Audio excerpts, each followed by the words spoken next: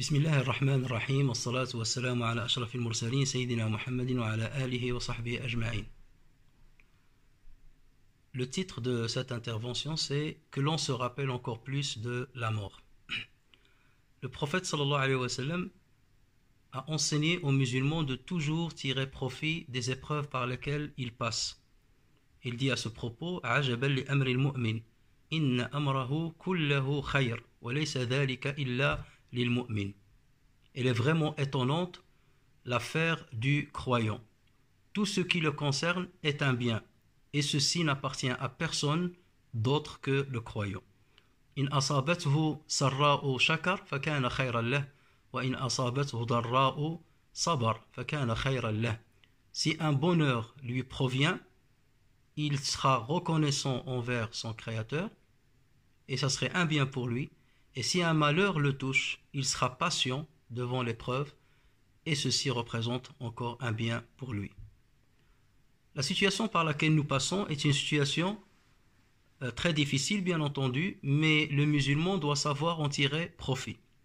Déjà, le prophète sallallahu alayhi wa sallam nous annonce une bonne nouvelle lorsqu'il dit: ليس من رجل يقع الطاعون فيمكث في بيته صابرا محتسبا يعلم أنه لا يصيبه إلا ما كتب الله له إلا كان له مثل أجر الشهيد. Il n'y a pas un homme dont l'endroit où il vit est touché par la peste qui demeure dans sa maison étant patient, cherchant la récompense. La patience et la recherche de la récompense. Étant patient et cherchant la récompense, tout en sachant que rien ne le touchera excepté ce qu'Allah lui a destiné, sans qu'il n'obtienne la même récompense que le martyr. Donc cette épreuve par laquelle nous passons est une épreuve qui ne peut que être positive pour le croyant qui sait en tirer profit. Le prophète sallallahu alayhi wa sallam nous a toujours conseillé de multiplier l'évocation et le rappel de la mort. Il disait à ce titre: أكثروا من ذكر هاذم اللذات. Et selon une version, هازم اللذات. Rappelez-vous souvent de celui qui détruit les plaisirs. Autrement dit, la mort.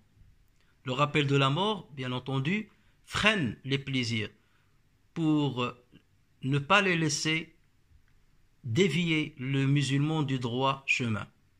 Le rappel de la mort, lorsqu'il est constant dans l'esprit du musulman, il est toujours sur ses gardes. Ça, c'est la théorie, bien entendu. Nous savons que la mort est proche, nous savons que la mort ne distingue pas entre une personne âgée et une personne jeune, un homme, une femme, un homme sain, un homme malade. Mais avec ce qui arrive aujourd'hui, ce qui est théorique devient réel. Nous sommes beaucoup plus proches de la réalité avec cet événement qui vient de nous frapper. Nous sommes de plus en plus conscients que la mort est proche et nous pouvons être les prochains dans la liste de ceux à qui Allah Azza wa Jal a fait appel.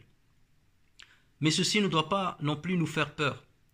La crainte de la mort, c'est une crainte constructive et non pas destructrice, non pas une crainte morbide qui bascule le musulman dans une détresse. Le musulman craint la mort parce qu'il ne sait pas s'il s'est bien préparé pour rendre compte de ce qu'il a fait sur cette terre. C'est la seule raison pour laquelle nous craignons la mort. Parce que nous savons que c'est quelque chose qui est inévitable.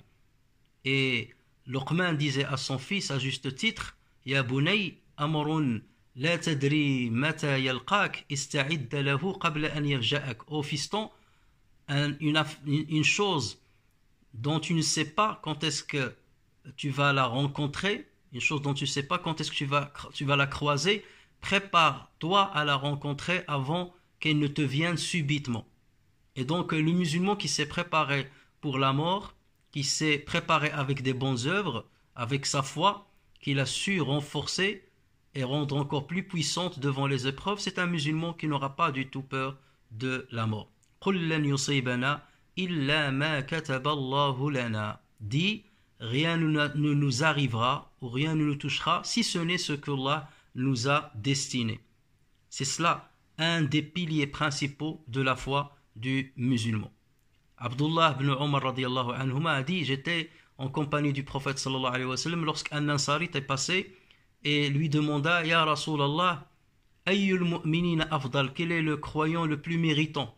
Et le prophète sallallahu alayhi wa sallam a dit ahsanuhum khuluqa, c'est le meilleur parmi eux en termes de comportement, de moralité et d'éthique. Et ensuite l'homme de questionner fa ayyul mu'minina akyas, quel est le croyant le plus lucide? Et le prophète sallallahu alayhi wa sallam de répondre aktharuhum lil mawti dhikra, celui qui se rappelle le plus de la mort, wa ahsanuhum lima ba'dahu isti'dada, et celui qui se prépare pour ce qui vient après la mort. Il se prépare pour le jour de reddition des comptes. Ulaïka al-akiyas, ce sont ceux-là les lucides. Donc, dans notre confinement, chers frères et sœurs, nous devons savoir utiliser le temps libre pour multiplier les bonnes œuvres, se rappeler de la mort et se préparer pour cette mort qui nous est inévitable. L'après-épidémie Corona doit être meilleur pour nous que l'avant-épidémie Corona. Nous devons tirer profit de cette grande leçon de vie, une leçon pour toute l'humanité, non pas pour les musulmans tout seuls, mais c'est une leçon qui donne un certain réconfort aux croyants, parce qu'il y a énormément de choses qu'on connaissait dans la théorie et maintenant nous les voyons dans la réalité des êtres humains. Le prophète sallallahu alayhi wa sallam nous enjoint d'accomplir toujours les bonnes œuvres, même si l'heure est très proche. L'heure de la fin des temps est notre heure d'ailleurs, parce que chacun a sa propre heure, c'est le moment de sa mort. In qamatis sa'atu wa biyadi ahadikum fasilatun fa in istata'a an la yaquma hatta yaghrisaha falyaf'al. Si l'heure a lieu alors que l'un de vous a un petit palmier à planter dans sa main, s'il peut le planter avant qu'elle n'ait lieu, qu'il le fasse. Et donc nous avons le temps pour faire encore des bonnes œuvres. Nous allons entamer le mois de Sha'ban, ce mois béni qui nous prépare pour le mois de Ramadan. C'est un mois dans lequel le prophète sallallahu alayhi wa sallam multipliait le jeûne surérogatoire. Donc l'occasion nous est donnée de multiplier le jeûne surérogatoire, de multiplier la récitation du Coran parce qu'on a énormément de temps libre. Lire par exemple 2 hizb par jour, ça nous permettra de terminer le Coran, la lecture de tout le Coran avant l'entrée du mois de Ramadan. Et on peut ensuite enchaîner avec le mois du Ramadan. Nous devons multiplier l'adhkar, le rappel d'Allah Azza wa Jal, juste après Subh, adhkar sabah. Et nous devons apprendre ces adhkar. Ça doit devenir, on doit les engrammer dans notre mémoire. C'est l'occasion ou jamais pour les apprendre par cœur, d'autant plus que c'est une protection pour l'immédiat et pour l'avenir. Nous devons les apprendre par cœur et nous devons les enseigner à nos enfants. Et à chaque fois qu'on les récitera, à chaque fois qu'on multipliera leurs citations, ça va s'ancrer dans notre mémoire et ça va nous permettre d'être en lien perpétuel avec notre Seigneur, avoir de la matière avec laquelle nous dialoguons avec Allah tabaraka wa ta'ala. Donc, Corona, c'est un moyen qui nous fait rappeler Allah Azza wa Jalla encore plus, un moyen qui nous permet de délaisser les péchés qui soient grands ou petits. Autrefois, le poète disait خلي الذنوب صغيرها وكبيرها فهو التقى واصنع كماش فوق أرض الشوك يحذر ما يرى ولا تحقرن صغيرة فإن الجبال من الحصى. Et nous pouvons dire aujourd'hui خلي الذنوب صغيرها وكبيرها فهو التقى واصنع كخارج من بيته يحذر كورونا ولا تحقرن صغيرة فإن الجبال من الحصى. Délaisse les péchés, qu'ils soient grands ou petits, c'est cela la piété. Et fait de sorte, ou bien réagit avec les péchés comme le cas de quelqu'un qui marche sur une terre remplie d'épines. Et aujourd'hui on peut dire, fais de sorte comme si tu es à l'instar de quelqu'un qui sort de chez lui et qui a peur de Corona. Autrement dit, il prend toutes ses précautions.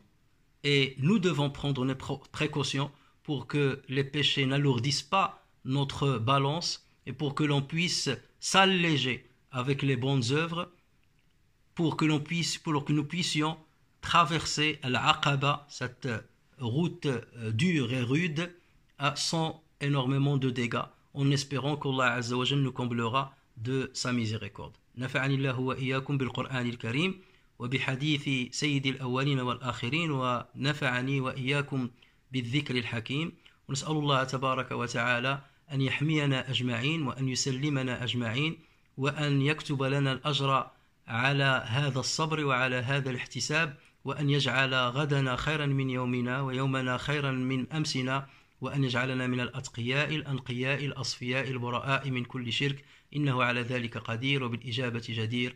وآخر دعوانا أن الحمد لله رب العالمين، والسلام عليكم ورحمة الله وبركاته.